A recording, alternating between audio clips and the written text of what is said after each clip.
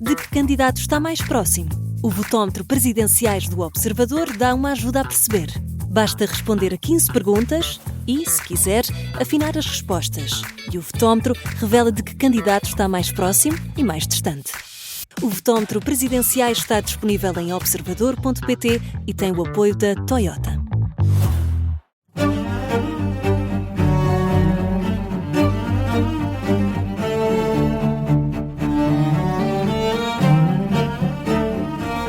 Este é o Querido Líder, o podcast da Rádio Observador dedicado à liderança, com os nossos especialistas com muita experiência na formação de executivos, o Jorge Medeiros e o Milton Sousa, professor na nova SPE. Esta semana ainda a recuperar da passagem de ano e com os olhos postos num novo ano, vamos falar sobre renovação pessoal. E como sempre, os nossos episódios abrem com sim chefe, não chefe. Analisamos a performance de um líder e neste episódio vamos falar de Atul Gawande, médico e autor e um especialista a pensar em formas de reduzir erros. Já vamos perceber melhor como. Eu sou Ricardo Conceição e este é o Querido Líder, o primeiro de 2026. Bem-vindos, Jorge Medeiros e Milton Sousa. Bom ano. Bom ano, Ricardo. Bom ano a todos. Vamos ao primeiro segmento deste Querido Líder, o sim chefe ou não chefe. E nesta semana de Ano Novo, a escolha vai para Atul Gawande, médico e autor, um especialista a pensar em formas de reduzir erros. É isto, Jorge?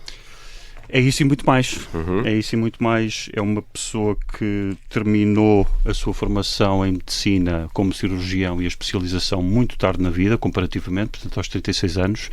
Já tinha um percurso anterior, filho de pais médicos, e mesmo enquanto ainda não tinha terminado a sua especialização, já tinha um olhar muito crítico, mas simultaneamente muito construtivo aos problemas da saúde em geral, mas em particular da cirurgia. Portanto, ele é muito conhecido porque lançou um livro de Checklist Manifesto aqui há uns anos. Antes disso, lançou também o seu primeiro livro enquanto ainda era residente e, portanto, esta maturidade e esta forma construtiva de olhar para os problemas são, para mim, uma nota muito positiva. Acima disso, é a capacidade de olhar para fora também. A ideia da checklist veio de um insight que teve a olhar para outras indústrias, nomeadamente a indústria da aviação, porque há muito erro médico facilmente resolúvel, pelo menos cognitivamente, mas que continuam a acontecer não sei quantas mortes porque as pessoas não se higienizam, não lavam as mãos, não têm os tratamentos assépticos, etc. E, portanto, ele ao longo do tempo, desde que terminou a residência até agora, tem uma coerência enorme. E esta preocupação, e aqui para mim, um dos pontos fundamentais na nossa ligação à liderança, não só liderar pelo exemplo, mas a coerência que ele mantém ao longo do tempo. Começou com estas preocupações e assumiu-as com um propósito pessoal e com um propósito de ver onde é que eu posso melhorar. Porque a certa altura esta autoconsciência dele é tão forte que ele se pergunta, eu estagnei, eu deveria estar continuamente a aprender, portanto, como é que eu vou fazer para melhorar? E a certa altura é um episódio conhecido, contratou um médico que tinha sido professor dele na universidade para ir para dentro do bloco operatório e para tomar notas. E, portanto, ele terminou a operação a achar que tinha corrido tudo bem e quando vai pedir feedback tinha uma lista. E ele partilha isto mesmo na primeira pessoa com humildade, portanto, não faz nenhuma crítica a outros, é sempre na primeira pessoa. Milton. Desta ideia de checklist que nós vemos os pilotos, não é? Antes de descolar, ou enfim, tem aquela lista gigante. É uma ideia interessante e que ajuda muito em todas as áreas. Sim. Sim, acho que este só de si já é um tema muito interessante, porque o Atul Gawande tem tido um papel importante no domínio daquilo que chamamos de uma mudança sistémica, ou seja, ele teve várias iniciativas para tentar resolver problemas de natureza complexa. Há um termo muito interessante que nós chamamos que é problemas perversos, ou wicked problems, que são problemas que resistem não só à resolução, como resistem até à compreensão. E só tentando resolver é que conseguimos começar a entender. Isto é um ato de liderança em si. E para resolver este tipo de problemas, não só temos que envolver muitos stakeholders, como temos que procurar soluções simples. Já fizemos aqui uma referência a certa altura da diferença de simplismo e simplicidade, e acho que ele é um bom exemplo disso, que é procurar soluções simples para problemas complexos, reconhecendo essa complexidade.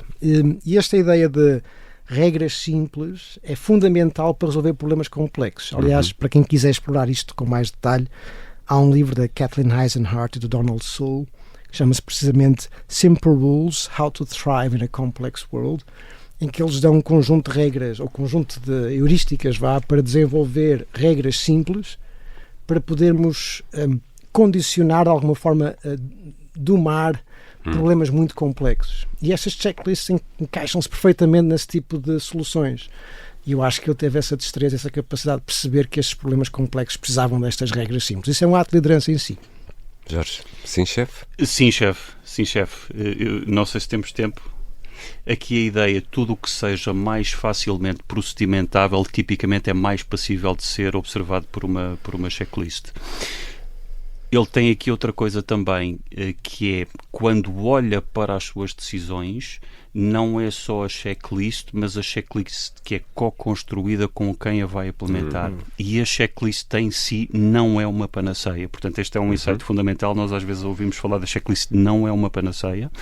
Idealmente co-construída e absolutamente treinada. Não vale a pena impor uma checklist, tem de ser treinada. Há aqui outro ponto que eu acho que é importante também, que é os momentos de pausa. E os momentos de pausa para quê?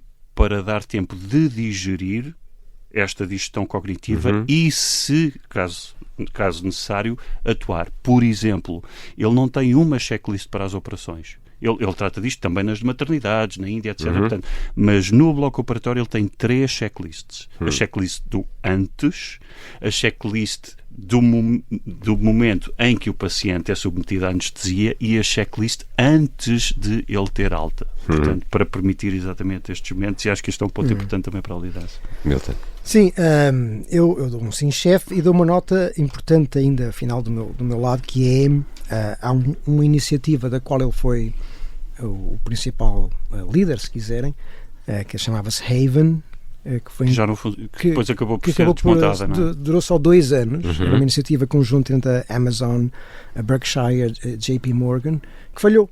E falhou precisamente era uma iniciativa para tentar encontrar soluções para o sistema de saúde norte-americano, reduzir custos e ao mesmo tempo melhorar as condições de saúde da população, e que, dada a complexidade do problema, não foi possível avançar. E, portanto, mesmo com estes gigantes por trás, com muitos recursos e com uma boa liderança, estes problemas sistémicos são de facto tramados, são perversos, mas eu diria que, e ele próprio faz uma reflexão profunda sobre aquilo que foi a sua aprendizagem pessoal depois dessa experiência, que só de si é um ato de demonstrar a sua humildade.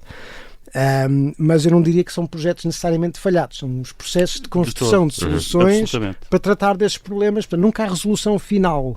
E, portanto, mesmo no debate político, muitas vezes, resolver o sistema de saúde, isso nunca irá acontecer. O que nós podemos é fazer um nudge do sistema para que todos os dias seja um pouco melhor. E, portanto, esta é a e este é o que o Milton está a dizer, é um insight fundamental e que toca num tema que é o tema da emergência.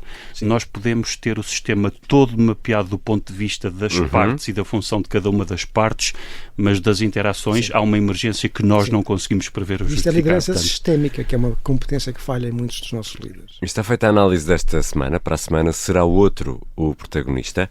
Agora aproveito para deixar aquele desafio para interagir connosco. Queremos saber o que pensam os nossos ouvintes. Temos um endereço de mail, queridolíder@observador.pt. Agora avançamos para o tema central desta semana. E neste episódio, ainda a sair da passagem de ano, vamos falar sobre renovação pessoal. Jorge, o que é isso de renovação pessoal? Não sei. Obrigado. Um abraço a todos. Um abraço a todos. Não sei por uma razão. É porque a renovação pessoal é absolutamente individual e subjetiva. E, portanto, quando nós falamos... Era o que eu temia. As respostas de que tu gostas, não é, exato, Ricardo? Exato, depende. Exato. Então, mas depende de quê? E depois vem o seguinte, não temos tempo para falar em profundidade sobre isso, portanto. Mas quando falamos em mudança, vale a pena, vamos invariavelmente parar aos hábitos. E há hábitos bons que temos e que não temos noção de que os temos, e há hábitos que deveríamos ter e que ainda não os adquirimos. E, portanto, eu gostaria de desmistificar aqui algumas ideias. Para já é absolutamente individual. Vamos, por favor, deixar completamente de lado aquele mito dos 21 dias para instaurar um hábito. Sejam 21 dias ou 500 mil, arranjar um número para uma coisa que tem uma variância enorme, não faria sentido nenhum. Obviamente, depende muito das pessoas. E vou trazer aqui só uma nota rápida. Há alguns estudos neste sentido. Este já tem uns anos, da Texas A&M University, e tentaram fazer uma fotografia da proporção de tempo que nós passamos em piloto automático. E isto é feito não com questionários prospectivos, portanto, a perguntar às pessoas o que acham que vão fazer, nem retrospectivos, perguntando às pessoas o que fizeram, porque cada um deles tem as suas vicissitudes e são diferentes. Mas utilizando o método também tem as suas limitações, que é o do Experience Sampling Method, ou seja, ao longo do dia, em intervalos aleatórios, vais ter uma mensagem no teu telemóvel em que te vão perguntar exatamente o que estás a fazer neste momento e exatamente o que estás a pensar neste momento. Isto depois tem outras variantes, mas é isto. E isto permite aferir a coerência ou a incoerência relativamente ao que estás a fazer ou ao que estás a pensar. E, portanto, neste estudo há mais. Estes números, por favor, não os tomem como números rígidos. 60% do tempo as pessoas estão com pouco esforço consciente.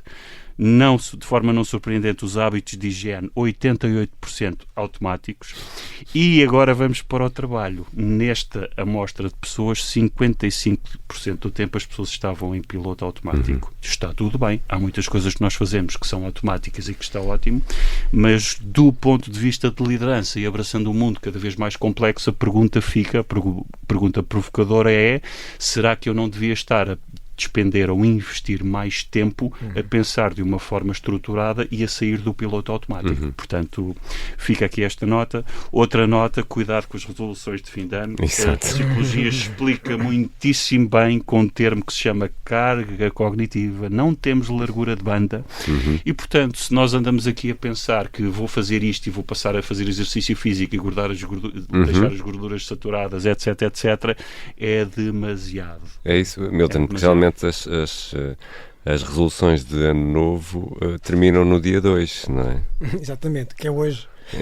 É hoje que estamos a gravar, exatamente. Portanto, hoje acabou. Ou ainda não começaram a olhar para os nossos olhos vermelhos, ainda não começaram. Eu tomei muitas, mas já me esqueci. Sim. Eu diria que poucos são os casos, em que se consiga fazer uma transformação radical, revolucionária de hábitos que depois sejam sustentáveis ao longo do tempo.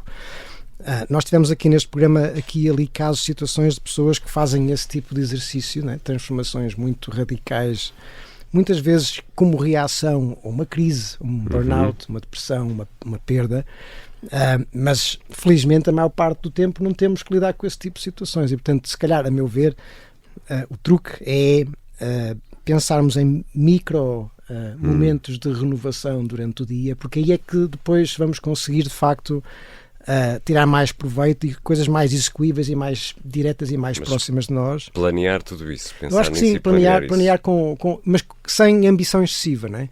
Coisas pequenas, tirar nem que seja 10 minutos durante o almoço para meditar, o que for, para ler um livro, para dar uma caminhada, e esses pequenos momentos de reflexo, de renovação, de regeneração, são se calhar mais importantes e mais eficazes do que grandes medidas e grandes alterações. Dito isto, acho que também há necessidade de, enquanto líderes, criarmos momentos de maior profundidade. Nós há pouco tempo fizemos até um exercício com uma série de executivos na Nova, precisamente criar um retiro em que as pessoas criam aquilo que nós chamamos um terceiro espaço, porque as pessoas têm o seu domínio profissional, têm o seu domínio pessoal, família, e o que nós notamos é que criar um terceiro espaço, tipicamente entre pares, pessoas que reconhecem as mesmas vivências e os mesmos desafios, e aproveitar esse terceiro espaço para refletir, aprofundar, numa lógica multidimensional, corpo, mente, espírito, portanto tudo, é extremamente gratificante, é extremamente regenerador e pode-nos ajudar a mantermos o motor em alta rotação quando é necessário. Portanto,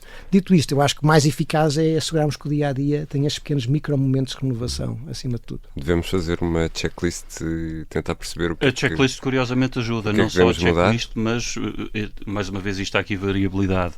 Mas há alguma investigação, e aqui com desenho experimental, em que consegue-se ver que as pessoas que monitorizam o hábito ao longo do tempo tem maior probabilidade de o consolidar. Há outro conceito aqui, eu estava a ouvir, e uma das coisas que o Milton falou, esta ideia de começar os pequenos passos, não é? Há outro conceito em psicologia importante, que é o da energia de ativação. E a energia de ativação é, se o meu objetivo for, nunca fiz exercício na vida, mas agora quero passar a ir todos os dias 1h30 para o ginásio, é demasiado.